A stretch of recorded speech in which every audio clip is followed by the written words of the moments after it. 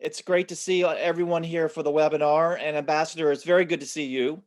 I'm going to offer just a couple of opening remarks about the Atlantic Treaty Association and about its youth wing, YATA. And I think many who are attending the webinar today hopefully are members of YATA or certainly are part of their ATA chapter in their capital. But if they're not, what I would love to have happen is for those who are not familiar with the ATA or those of you who know others who might be interested in taking a role in helping NATO in your particular country, I would hope that you would seek out the ATA chapter, join YATA if you want to do that. But I think it's important for all of us, the chapters, for YATA, for us to expand the understanding in our partner countries or in our allied countries that there is an important role that we all can play, even if we're not part of our governments.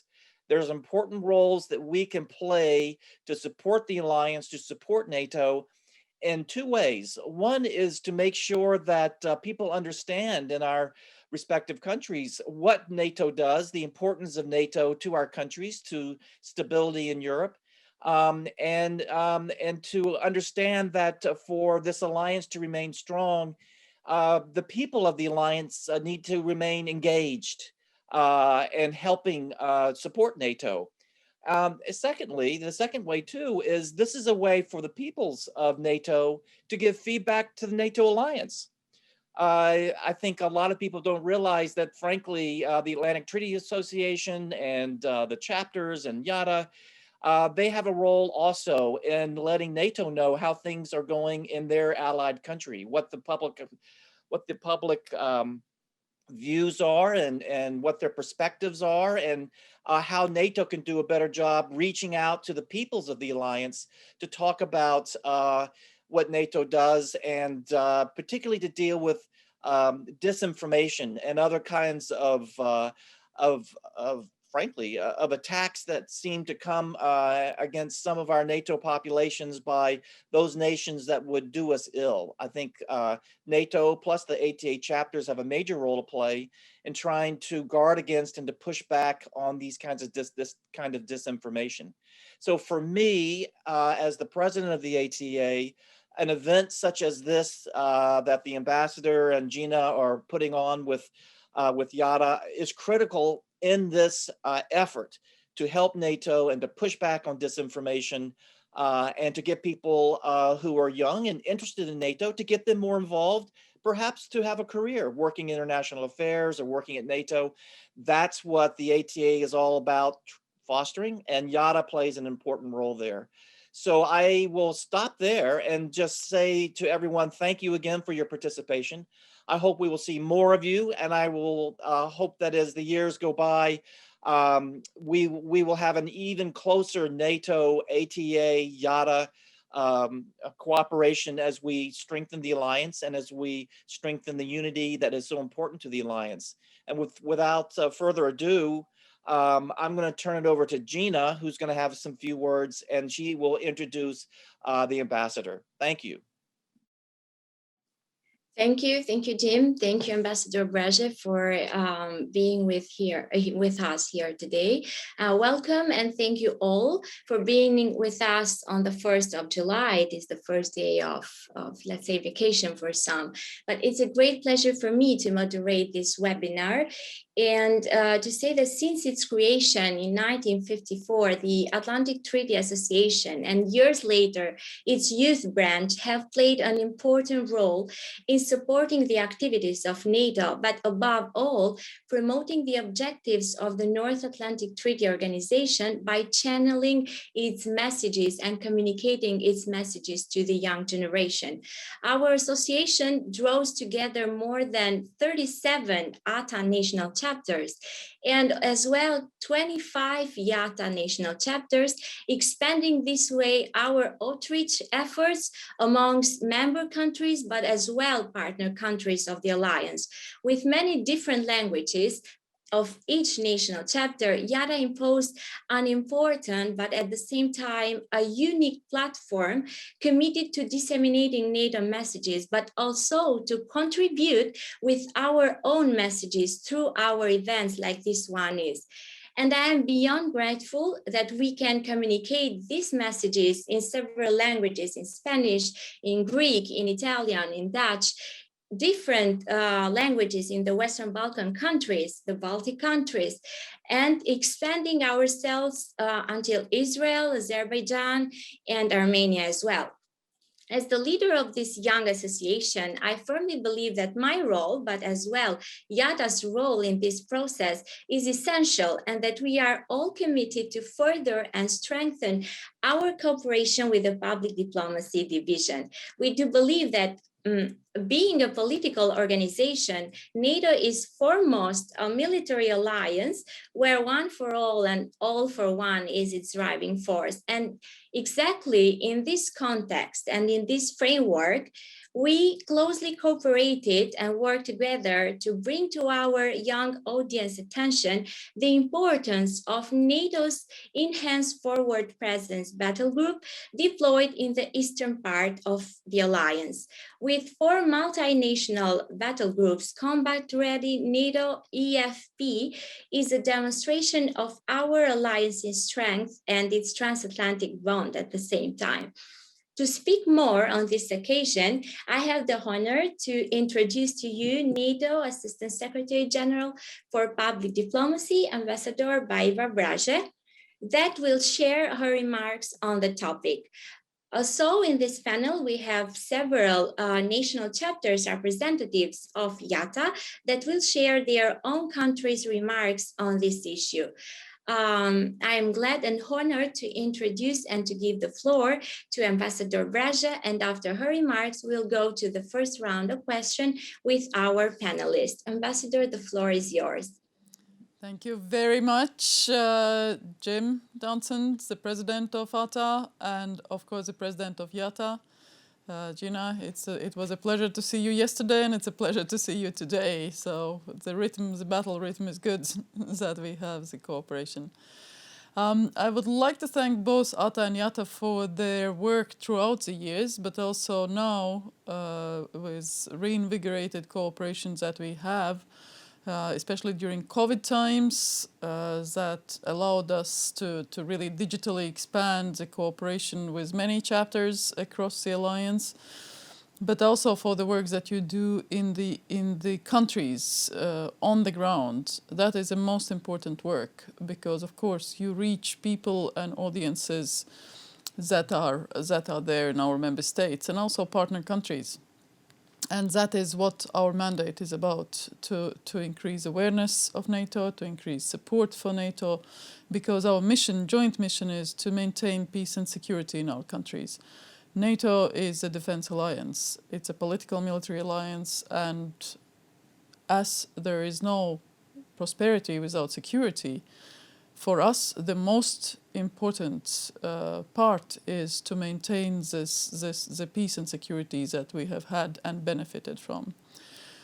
And of course, the alliance brings together 1 billion people and 50% of the world's economic and military might. So we are a strong alliance. We are the strongest defense alliance in the world. And when we speak as one, when we think as one, when we act as one, we are even stronger and our voices are louder. So YATA plays a very important role, as does YATA. And of course, as you will have seen, the NATO summit on the 14th of June addressed some very important issues. And those include the fact that leaders recognize that we are in a systemic competition, in a persistent competition with some authoritarian regimes. Be it a resurgent Russia that is threatening countries at its borders, or be it China, whose coercive behavior is affecting not only societies within NATO but also other countries through cyber threats, through its unknown increase in nuclear and other capabilities. But in this case, particularly today, the theme is around NATO's enhanced forward presence.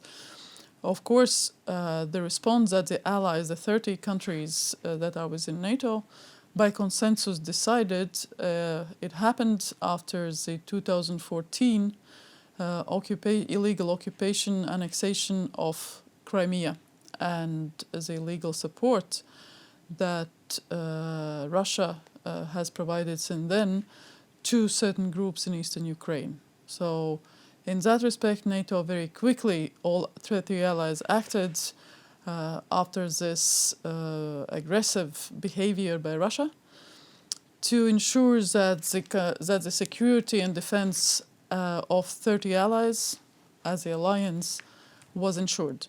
So there was a whole set of actions that were taken, increasing, for example, the vigilance and understanding of the threat. So a new division within NATO was created, Joint Intelligence Security Division, to make sure that intelligence is pulled together, that there is better understanding of what our adversaries are planning or doing and what their intents are.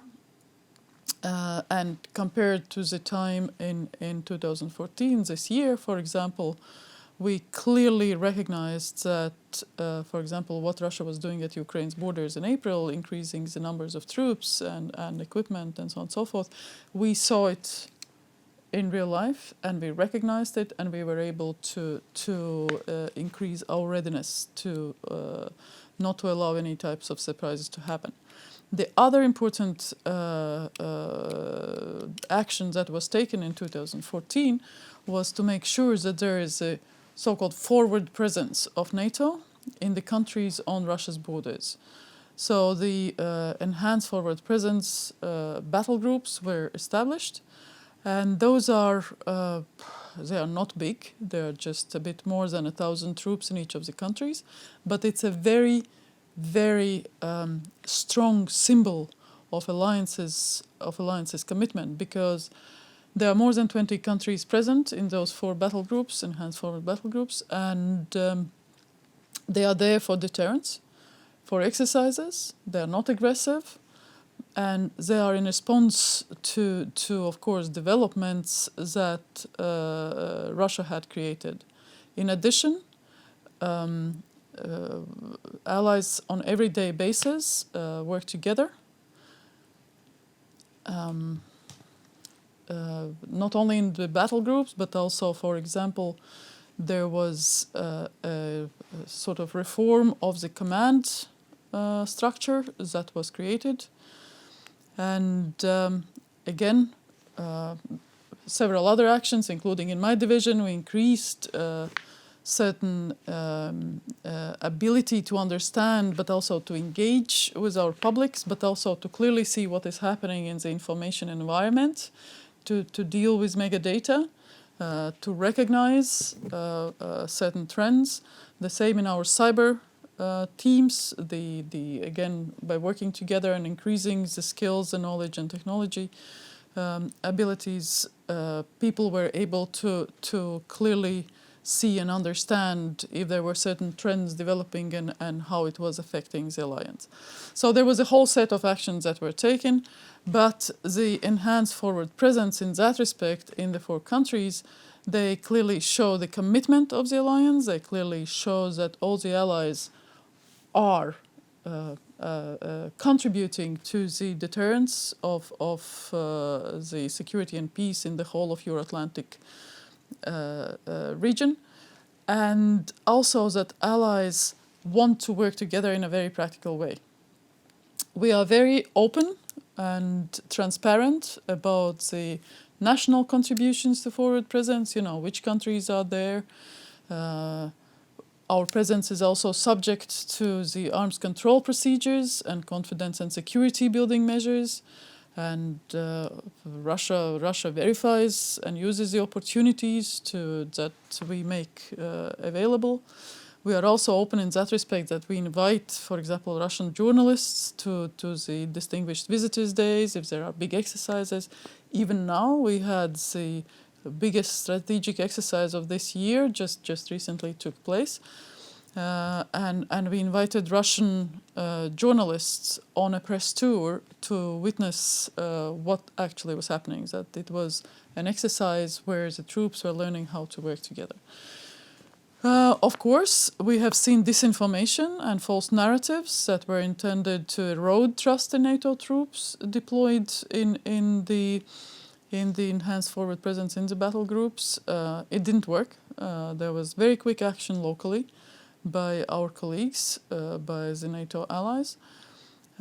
We can say that NATO troops in all the four battle groups enjoy a high degree of public support. They also enjoy a trust of their colleagues, and it is a great exercise in interoperability, because just think when you have 4, 5, 6, up to 10 countries in one battle group working together, you have to find a common language, you have to find common procedures, you have to find common communications, you have to find ability to work together for this common aim, to be sure that when you are in an operation, you are able to achieve that all together. So thus, alongside strengthening the deterrence and defense, we also clearly signal to Russia that from one hand our channels of communication with Russia are open, including in the NATO-Russia Council in Brussels, but from the other hand we clearly show that we are very serious about the defense and deterrence. So that is why the battle groups are there. So thus the very political sort of statements that we have, that our relations with Russia is based on the deterrence and dialogue positions, we also show that with our actions. And thus, through also the dialogue, we reduce the risk of incidents through military conversations or accidents, and again always clearly says that we regret if the Russian government does not respond, for example, to our offer to hold a NATO-Russia Council meeting. By the way, that invitation for Russia was recently extended, so we do hope that they accept to meet in the NATO-Russia format. Of course, the battle groups alone are not designed to protect against a large-scale attack. The main thing is to prevent that a situation deteriorates that far, and also to make sure that we are agile, we understand if something is developing. We have plans also for rapid reinforcement, if necessary, by high readiness forces of NATO response force, and also for the future. For example, the readiness and adaptation is at the sort of core, in the heart of what Alliance does. And for example, now the 2030 decisions, or the Secretary General launched the 2030 initiative, and around that there were a set of decisions made to prepare Alliance for the future. And very much at the heart of it is again the defense and deterrence agenda, to make sure that the Alliance at 30 is ready for the future, again to respond to all the threats, be it cyber attacks, be it attacks against space installations, undersea cables, territories, people, and one of the answers, one of the decisions that allies took, that actually defense is also the whole society effort. We call it the resilience of our societies. So every ally's resilience and boosting it, and by the way, it's anchored in the Article 3 of the Washington Treaty. It clearly said that it's the first line of defense. Our strong societies are the first line of defense of our countries. And that means that civilians, the private sector, critical infrastructure, and so on and so forth, are part of this answer to hybrid threats, to increasing cyber attacks, to the increasing threats under the so-called Article 5 threshold, which is a symbolic heart of NATO, one for all for one principle. So through the enhanced resilience, again, we expect each of the ally that they'll be ready not only to respond to the crisis, but actually prevent crisis. And that concerns, again, when we think and look at it on an everyday basis, that our citizens are aware of their role in not allowing either the hostile information, disinformation, or cyber attacks or other crises such as pandemics to spread. And again, from the private sector also, we expect that not only in critical infrastructure, for example, in 5G or ports and airports or other parts, but also through enhancing NATO's own and our society's own abilities to be at the top side of the technological adaptation, enhancing our ability to maintain that technological edge. We are able, again, ourselves to maintain both the competitiveness in the world economy, the technological advances that benefits both civilian and defense structures, but that also we clearly understand that it contributes, we all have a role to contribute to countering disinformation, countering cyber attacks, and being ready to be that part of wider efforts to ensure that our societies, our NATO, our solidary sort of commitment to each other is maintained and implemented in the future. Because we, you, and especially you as young people, this is your future. This is your assurance that we live in peaceful societies that are well defended.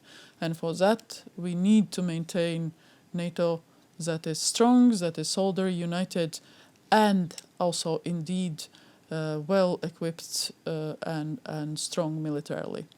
So through this combination of strong societies, strong militaries, and with a technological edge, while able to in the world to work with all other nations who are like us, democratic, based on the same values, and counter those threats that don't know borders anymore.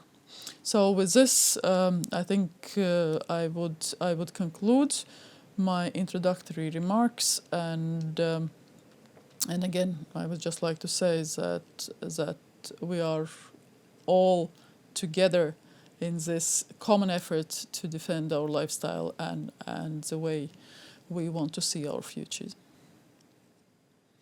Thank you, Ambassador Braja. Without taking much time to the other panelists, I will pass the floor to Rokas from Lithuania chapter, and later Ana Maria Martin from the YATA Spain. They will have their introduction and question toward you, and then we can go to a second round of questions. Rokas, the floor is yours, and then Ana. Thank you. So yes, I'm Rokas Lasdauskas from Lithuanian YATA. I'm the president of this chapter. And shortly, I don't know, maybe to describe the situation in Lithuania. So of course, the eFP is of a high significance here as well.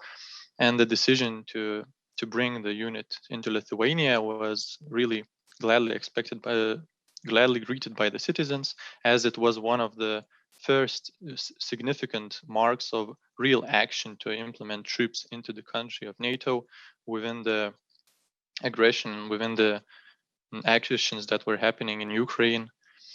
And I would like to ask, first question would be about how important were NFIUs, NATO Force Integration Units, in order to implement eFPs in a good and efficient manner. What's the combination between them and the relation between them?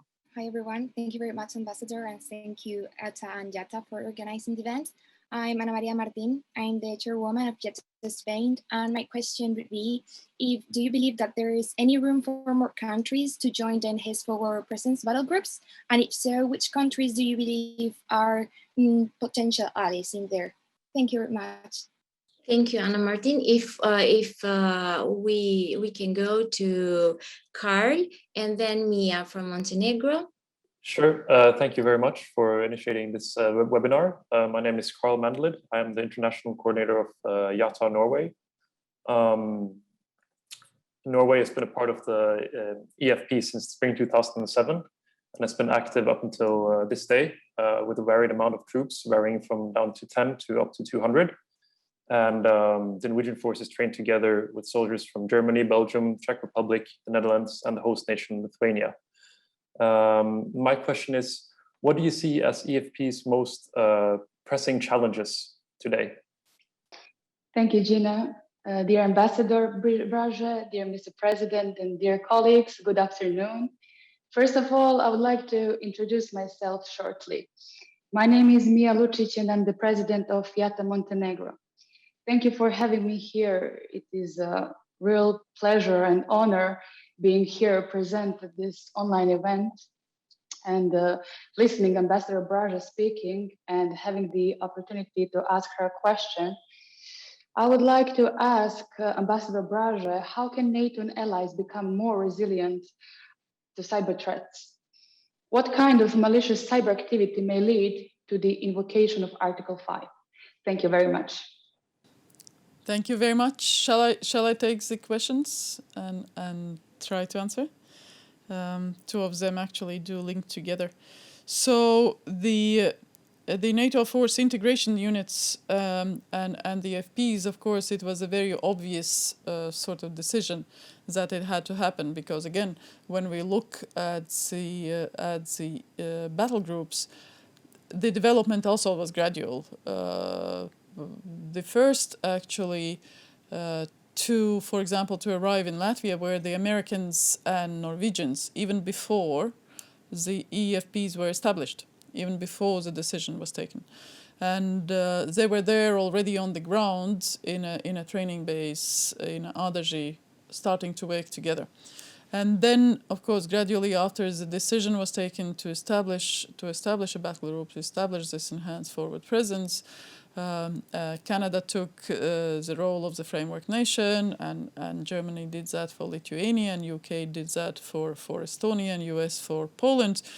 It was very clearly obvious that we had to have a sort of integration unit that would indeed work together and provide sort of the important function of ensuring the integration and the successful functioning of the battle group. So that was, and of course, the relationships again with the central commands, the planning and everything around that. It was all the gradual development. Of course, the framework nation plays a very important role to ensure that the actual operational everyday work among 3, 4, 5 or 10 nations is proceeding well, and the commitment has been great, and the success in that respect also has been great, as we know and as we see it. Furthermore, of course, there are other exercises, national exercises that are taking place in our countries, in the region, in the seas, in the air, from Baltic air policing to specific other exercises. There are just everyday needs for joint planning and understanding who does what. Then, do we want more countries, and whether there could be more countries in EFPs? Yes, indeed. We have more than 20 countries in the EFPs represented, and even the smallest country, one of the smallest countries, Iceland, is there, and there can be other countries that join and other countries that participate. But we also have to look, for example, at the Baltic air policing, that is rotating every 6 months. And there are different countries, again, providing Baltic air policing function, for example, because the Baltic states don't have their own aircraft. And as you might have seen, we are celebrating 60 years of the NATO air policing these days. And it's 24/7. It's 7 days, 24 hours, 7 days a week, 365 days a year. Skies are safe and secure. They are there, the fighter jets are there, and they are policing all of NATO's airspace to make sure that it's safe and secure. And that function, again, for the Baltic states is provided by allies. So in that respect, yes, there can be more countries joining. It will depend, again, on the planning and purpose and what functions and what types of functions and troops. Is a great action of interoperability to have those eFPs in place. The most pressing challenges for eFPs. That's a good question. I think the overall experience has been indeed excellent. That's why we have so many countries participating in eFPs, and that is it's not called an operation, but it's an action. It's an everyday work of our soldiers, of our civilians on the ground to ensure that they are able to both understand and act when necessary in accordance with plans or in accordance with the developing situation to be ready to respond to challenges and threats. I think one of the biggest challenges will always be around the hybrid developments. With hybrid we mean those that we do not necessarily see, whether that is on the cyber, whether that is on the disinformation or hostile information side, whether it is on the energy security or other scenarios.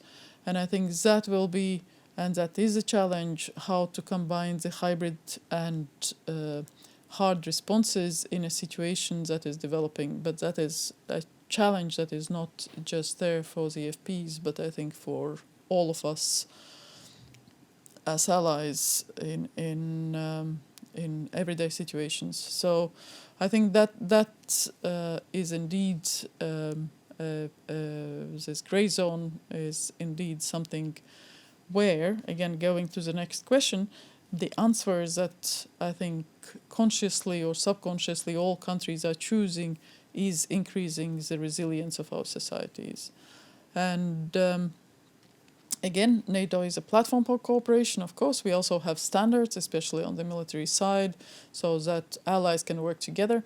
And we produced a very interesting animation. You might find it on our social media channels and website.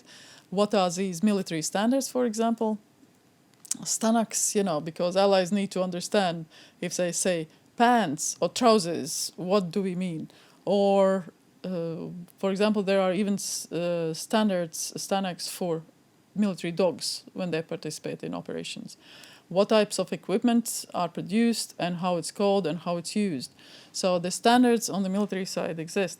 Obviously, for resilience and for these countering gray zone threats, you cannot establish military standards because it's not just military. So the resilience objectives that have been put forward and where 30 allies have decided that they want to do more mean the following, that there are certain baselines that allies have to be able to ensure that their services can continue during the times of a crisis, or that they are able to recover quickly from the crisis. And those services are, for example, government services, that there are communication functions that the government can fulfill, telecommunication functions, that there are transport functions that are, and the government, I mean, as a generic term, that also includes local governments and others, depending on the ally. that there are health services that in times of crisis can continue to function and provide help to large amounts of people, that there are financial and other services that can continue, and there are scenarios how to ensure that the continuity and this business continuity is provided. So the allies have to nationally develop answers to all these challenges, but on top of that also, for example, the allies decided to look into the ownership of the 5G to prevent it from becoming something that undermines the ability to provide these crucial services. But also to ensure that the government communications with its citizens are trusted and they have efficient channels, and that they have efficient people, that they build relationships with civil society, with local governments, with trusted media, that there is media literate populations. So each of these concepts involve very national solutions. So NATO is a platform in that respect. We don't provide the standards in this setting, but in the same time, allies will report to each other and to NATO and to tell us how they are achieving these objectives. So in that respect, indeed, national solutions, individual, how allies want to implement it nationally, but in the same time with a clear objective for collective responsibility to the whole of the alliance that they do that. So that is something where also on cyber, quite clearly, NATO has done its bit. We have stood up a new sort of organizational principle. There are several incident response forces. There is constant monitoring of cyber threats, both on the military and civilian side. There is enhanced exchange of information with the allies, among the allies. So it's a constant sort of activity. But also, cyber threats have been part of every scenario where we exercise military or civilians.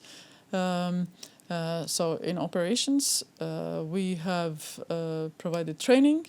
We also, you might have heard that there are so-called centers of excellence, and the Baltic states host those centers of excellence that are very much around these hybrid responses. So, for example, in Estonia, we have Cyber Defense Center of Excellence. In Latvia, Strategic Communications Center of Excellence. In Estonia, the Energy Security Center of Excellence. So they enhance also the sort of scholarly understanding, the doctrines, the ability of allies to formulate things clearly, so to speak the same language, but also to understand. And also they put up big exercises and they participate in those exercises. They serve as a platform to experiment and to learn how to best respond. So it's a constant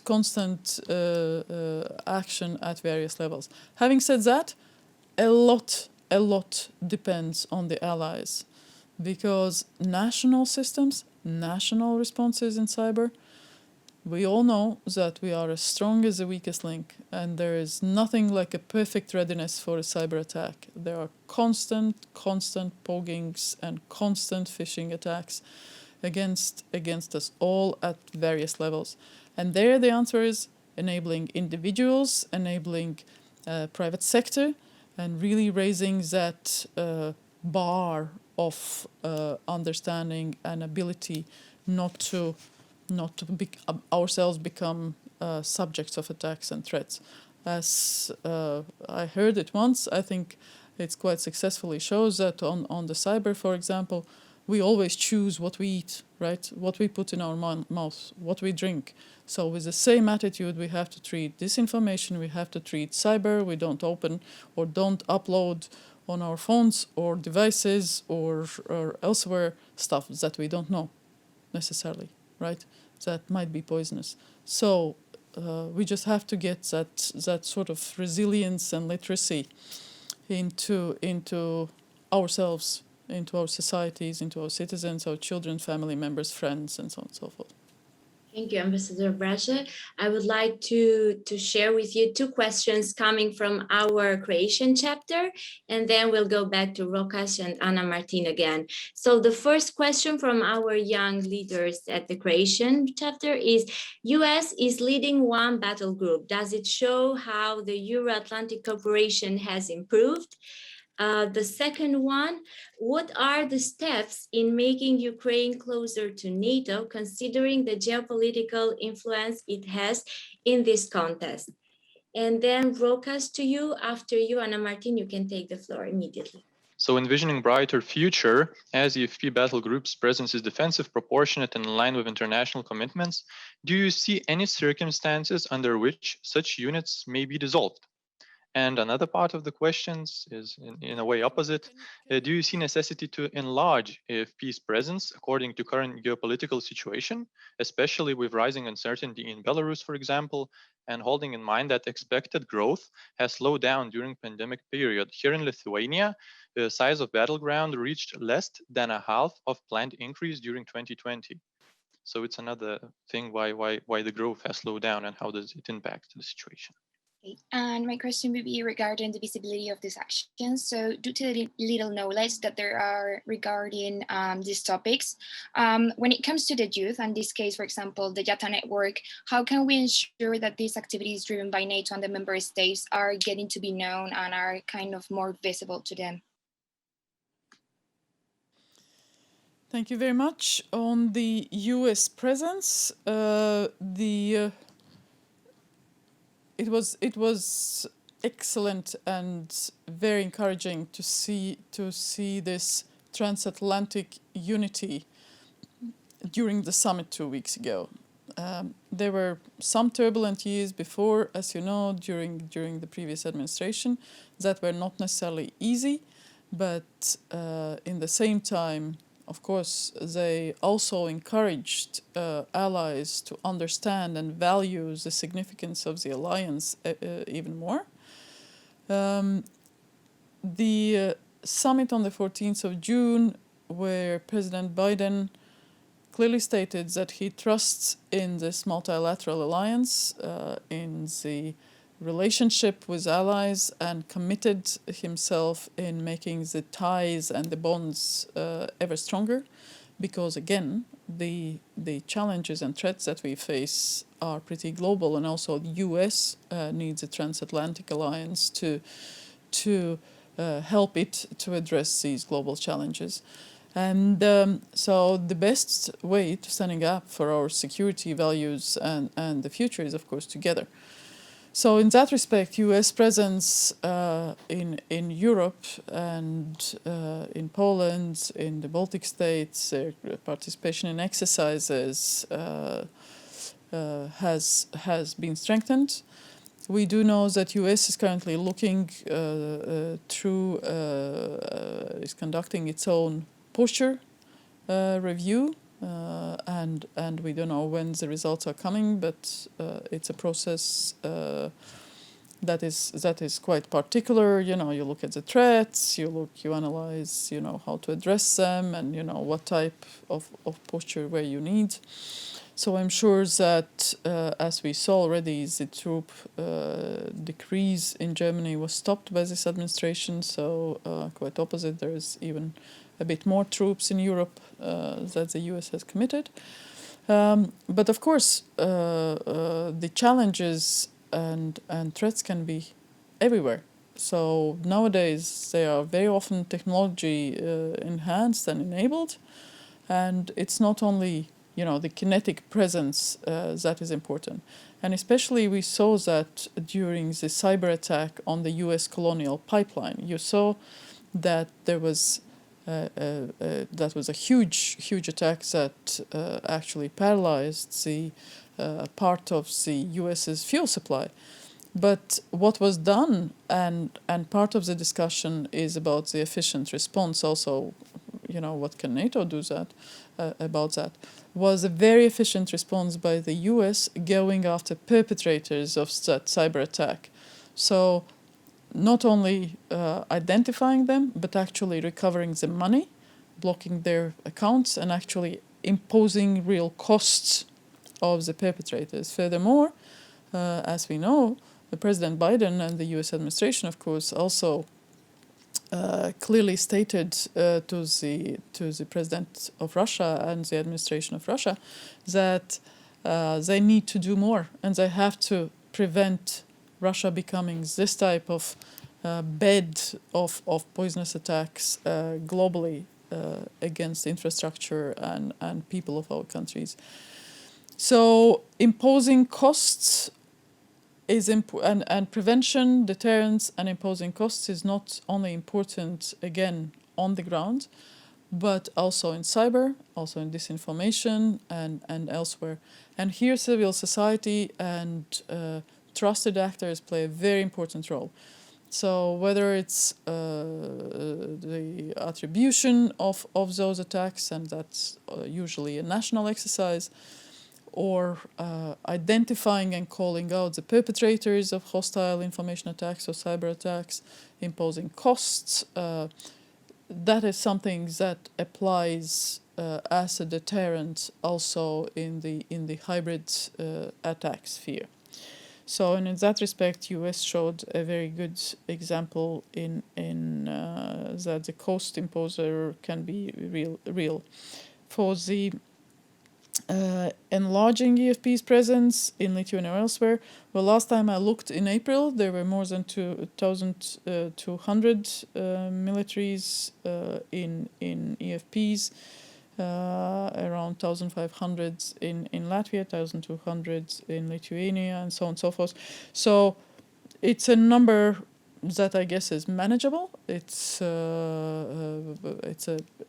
number that is not threatening. It's a number that probably can be increased. It depends on the needs, on the facilities, and so on and so forth.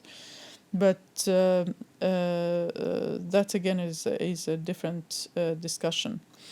COVID affected a number of exercises on NATO's side. Some of the exercises had to be drawn down, make them smaller. Some of them took a different expression. For example, last year you saw that so-called US Bomber Task Force was quite active, signaling clearly how the US was working with allies together, flying over all of the NATO states, for example, in one day, or working together with national militaries, with national air forces, and that was an efficient way how to show how to overcome a variety of threats, because again, when doing that, they exercise different scenarios and work with allies and work with other forces on the ground and in the sea and elsewhere. So it's not only physical enlargement of the presence, but actually also the interoperability, the creativity, the sort of ability to be agile, to be quick, to be both able to understand and respond. Now, on the youth and how to get NATO known in youth audiences, I think my answer would be that each of you play a very important role.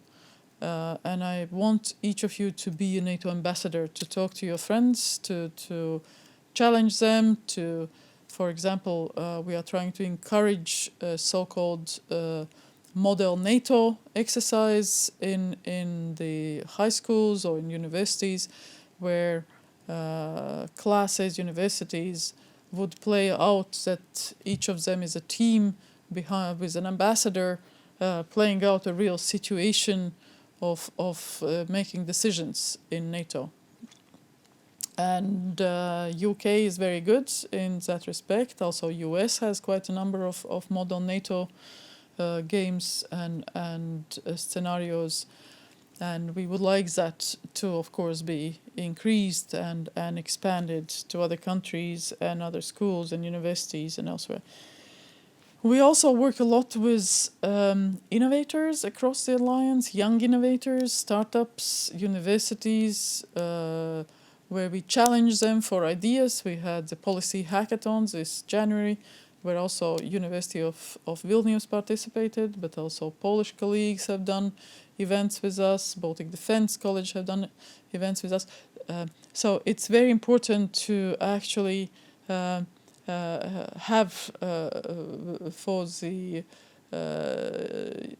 youth events this engagement, that it's not only NATO that goes out and tells you something, but actually that universities themselves or groups and young people themselves become engaged, interested, and give their ideas or challenges or participate in the events or organize events. It can be a variety of issues. So again, through working with different smaller companies, younger companies, there is a lot of community feeling across the alliance, both on the innovation side, but also we do that in the communications, for example. We tend to hire the whole set of newer, younger companies to do animations for us or to do videos for us, to produce, to discuss ideas for us. And they again create their own communities, and they think and talk about what NATO is, what is it that they think about security and defense, because people take NATO for granted rather often. So we want people to think of about NATO's role and about what it means for their future, for their defense, and for their sort of perspectives. Thank you very much, Ambassador Brezhnev, for your remarks and for your opinions shared with us. I will now pass the floor to Jim, our president, for the closing remarks. And also thank you as the leader of YATA for always supporting YATA's event as well.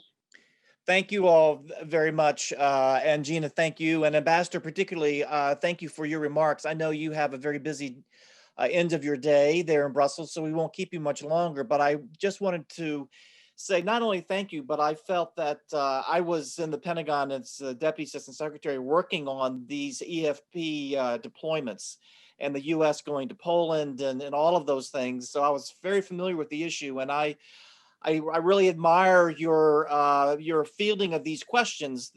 They were tough. I think YATA has really shown that it is made up of some people who know their stuff. They're not beginners when it comes to NATO things, and they ask tough questions. And I really admire your remarks. I think they were great, and thank you so much for giving us your wisdom and knowledge for the past hour. And look forward to working with you. And just to say, I think your closing couple of minutes when you talked about YATA and you talked about all the things that NATO PDD is doing with innovators, with universities, with young people. That is so important to NATO's future, and it's something that NATO didn't necessarily do in the past. And I think it's important for YATA and others to know that what the ambassador is doing at NATO PDD and her staff is really breaking new ground when it comes to involving the next generation in what NATO is all about. And it does have something to do with resilience, because when we talk about resilience, as the ambassador was talking about that, the resilience is you. It's you and YATA. It's the ATA. It's what you all are doing in your societies at home. As the ambassador said, that's the first line of defense. And as the youth of the alliance, that's you. You're on the ramparts. And so as NATO PDD works more and more closely with you to help you in that first line of defense, the ATA will do that as well. And we're going to do that in partnership with PDD. And I think the ambassador laid out so many interesting areas. When I was first getting involved in international relations and in NATO, way back before you were born, there were not these kinds of ability. There wasn't this kind of opportunity to engage with NATO. NATO was something far off and something that was not a part of our lives. And maybe as we looked at our careers 25 or 30 years out, maybe we would think that we could have something to do with NATO. Today, you have that opportunity to get involved with NATO today, to be an intern, to work on the staff, to work through YATA, to run for offices in the ATA. We will have elections soon under a new constitution, and you can come in at a very young age and run the organization. So there's a lot of opportunities there. And Ambassador, I just want to thank you for all that you are doing, all that NATO PDD is doing, this groundbreaking work, and really encourage all of those listening from YATA and the ATA, from YATA and the ATA Take advantage of this. No matter where you are in Europe or in North America, no matter where you are no matter where you live, you can play a role, and your role is really important. And we look forward to working with you in the future. So, Ambassador, thank you very much. I know you need to go on to do other things, but it's been an honor to be listening to your words, and I look forward to working with you again. Jim, Gina, everybody, it's been a great afternoon. I really enjoyed these questions, knowing that you are there, that you think, that you do things for your own country's security, for our joint security. And just remember, you will have to take over this alliance. It's never ready. This is alliance that is living institution, and you are the future leaders. So prepare, get your teams together, think about it. Train yourself on everyday basis. Become leaders. There is just no other way. There is no other way. This is your alliance. Your future. This is nobody's gonna give you on a plate to be ready. So good luck with that. We will help you, and thank you. And we meet in person. I hope, if not this year, then hopefully next year. We will see how the crisis management is going. But we are planning another youth summit hopefully next year. And this one was online that we did, but hopefully that one could be in person maybe. So. Thanks and good luck, and lot of courage, strength to all of us, and enjoy your life. That's the most important. Thank you, Ambassador Braja, and thank you, Jim, for your kind words.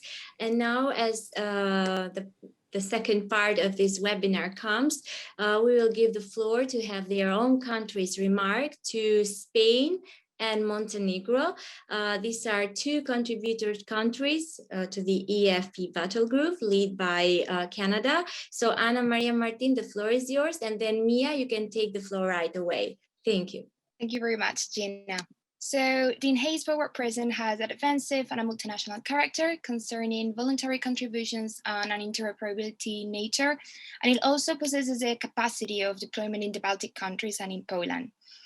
The body of the eFP has been established by 4 battle groups in which Canada is part of, and Spain is inside the frame of the battle group headed by Canada, deployed in Latvia.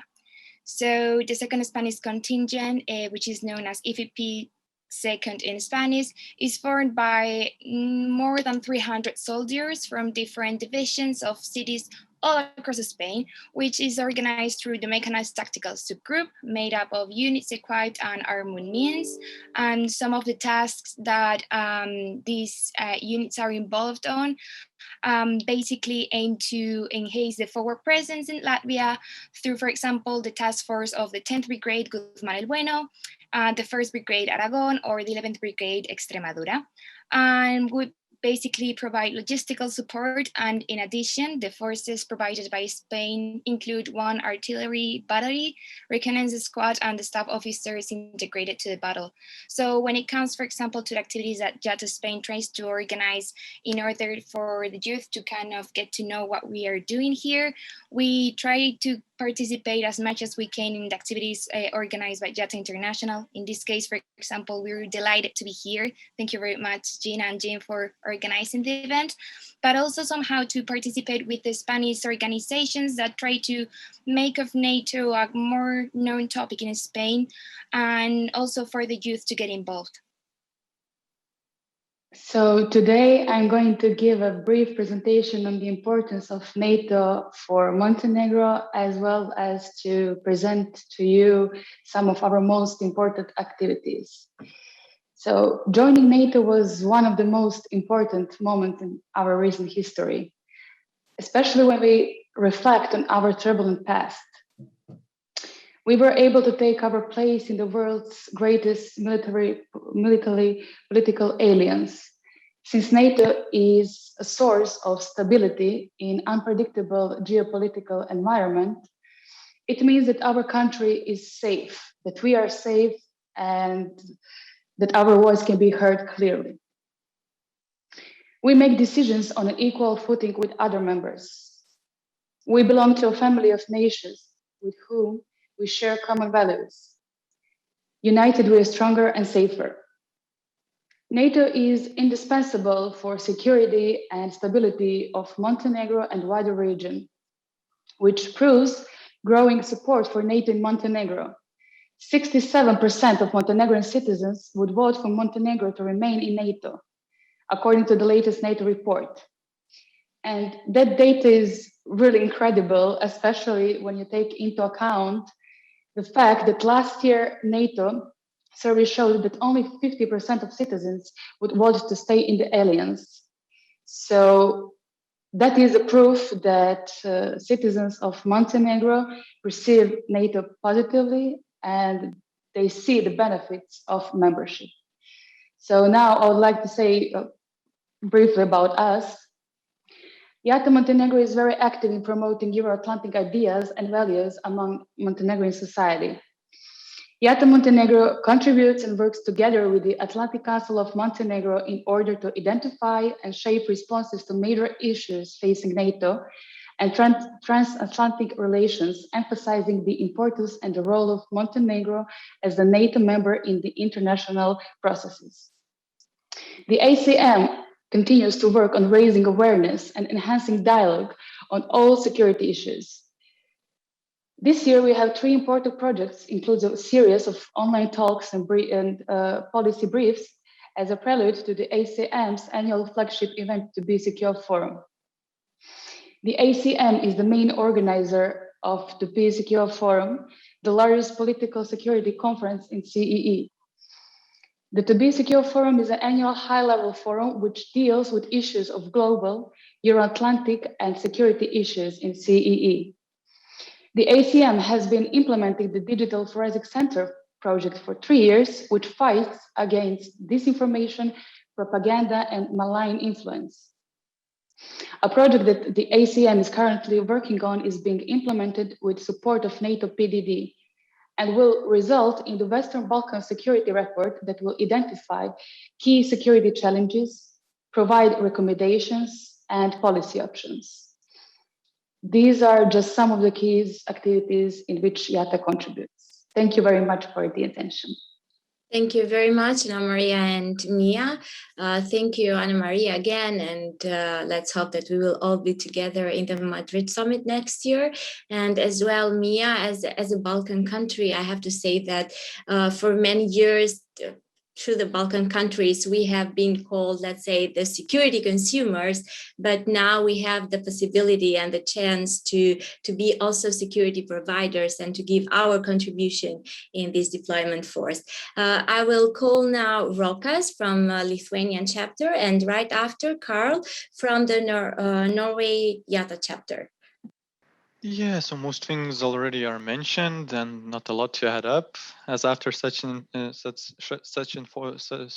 discussion of so much information, but what to add up? It's of course that in Lithuania, eFPs is of a high significance, just right in any other region. And considering our previous president, Dalia Grybauskaitė, which had a really serious position against Russia.